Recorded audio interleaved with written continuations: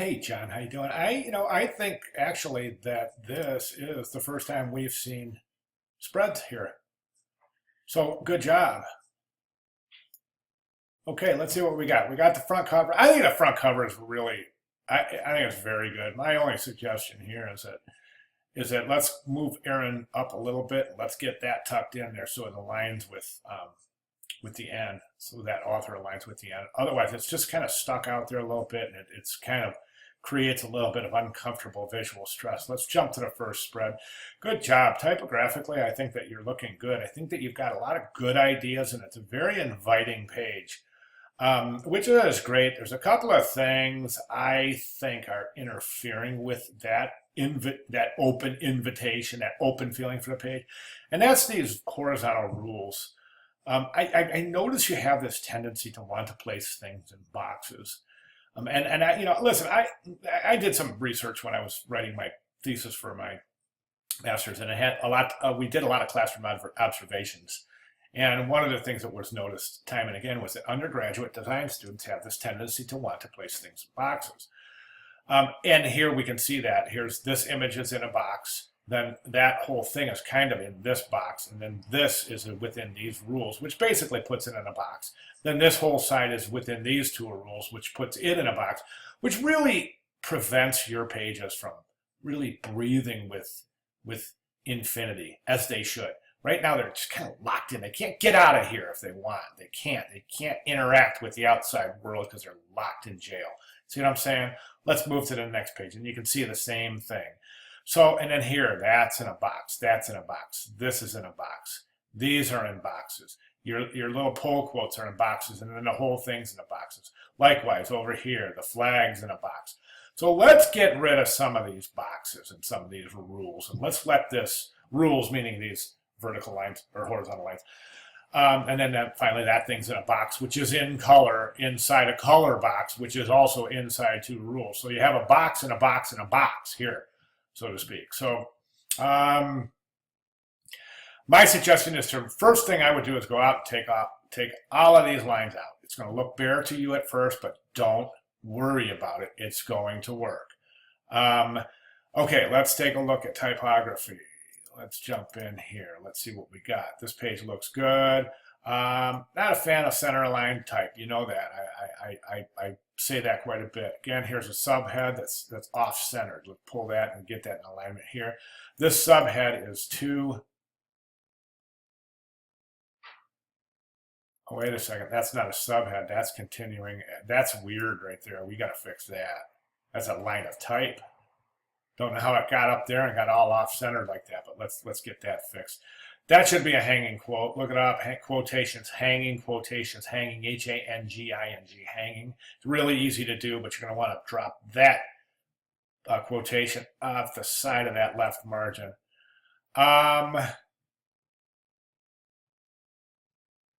Okay, I think that is looking pretty darn good. Nice type, good job. Really nice typesetting. I think it's gorgeous.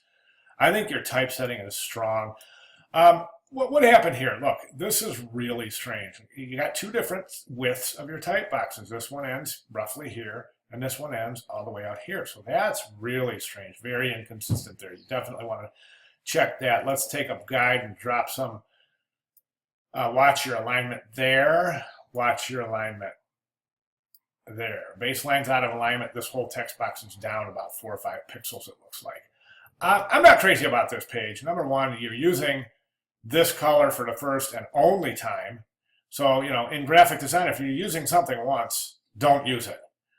Okay, stick with your head. You should have character styles and paragraph styles. So your head, which is that, would be the same on every page. Okay, the size and the color are different.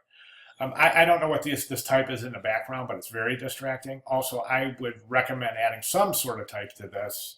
Maybe just do 3 of his best logos, 1, 2, 3, and then your 2 paragraphs of type instead of having this just.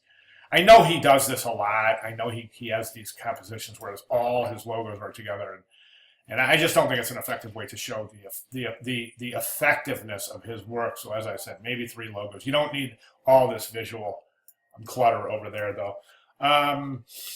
Short line, really long line, so watch your rags there. That line should probably come out. You probably want to even those rags out a little bit. Let's look at the next page. Good job. Don't know what this is. It's in a box over here. Sasquatch Festival 2013 4-color screen prints.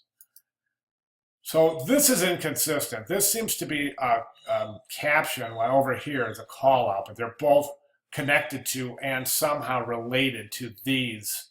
Okay, so that's weird. I don't like these in boxes. I don't think you need those in boxes.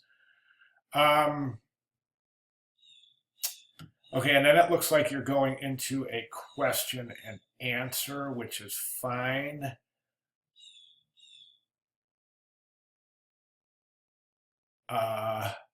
What I would do here, though, is I would take this, the question, and I would just move it down a little bit so it's closer to the answer. Right now, it's halfway between the last answer and the end of the last answer, and the beginning of the next answer is right between. So let's just get that a little bit closer to the start of the next answer so we know that that next answer is associated with that question. Likewise here. Let me see over here. This spacement's weird because this placement is weird because it's causing that line to pop over there. So let's move that down a little bit, try to get that top of that logo aligned with the top of that type, and that will take care of that type down there. Again, here's a box. Boxes, more boxes. Base looks like you're okay here. I think that, what I would do is I would do this. Okay, you got your baseline alignment is off. Okay, there's your first line. You can see that your second line is off, your third line is off, and your last line is off. What I would do here is I would pull type up, back, down. Let's get that another line of type in there. Let's get that aligned with the baseline. Let's get the third column aligned with the baseline, and then whatever space is left over, you can. Actually, since that continues on the next page, all 4 of these have got to be baseline aligned because these are continuations of the same text, and it continues on the next page. So yes, let's go ahead and get baseline alignment established there.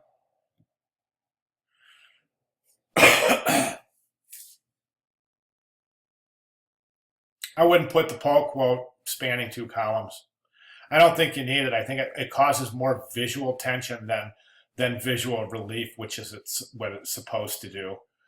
I think this is a really long pull quote. Normally pull quotes are 3 lines tops. This is too long. What I would do is I would reduce the size, reduce the verbiage, get it down to 2 or 3 lines, and then span one of your text boxes with it, but don't span both lines. It's too cluttered. It's drawing way too much attention there.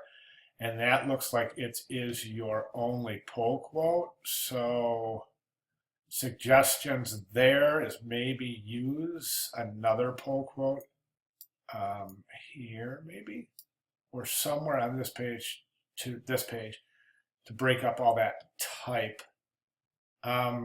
I see you're trying to use an image here to break up the type, but that's just really super randomly placed. My only other comment is the size of your gutters between your pages are just enormous. I think that, yeah, that's a spread right there. So it folds right there, which means that your type, your gutters are, boy, they're almost 1.5 inches. So we need to get those. We need to get these 2 lines of type much closer. Okay, let me see. Baseline alignment, talked about that. Okay, here's more boxes and rules. Look at the kerning here as compared to the kerning here. This is really tight. This is not set inconsistent. It's set inconsistently with the rest of these paragraphs. Look at how open the kerning is here, and then look at how tight it is here. And also, here's a question that's kind of sitting at the end of that paragraph.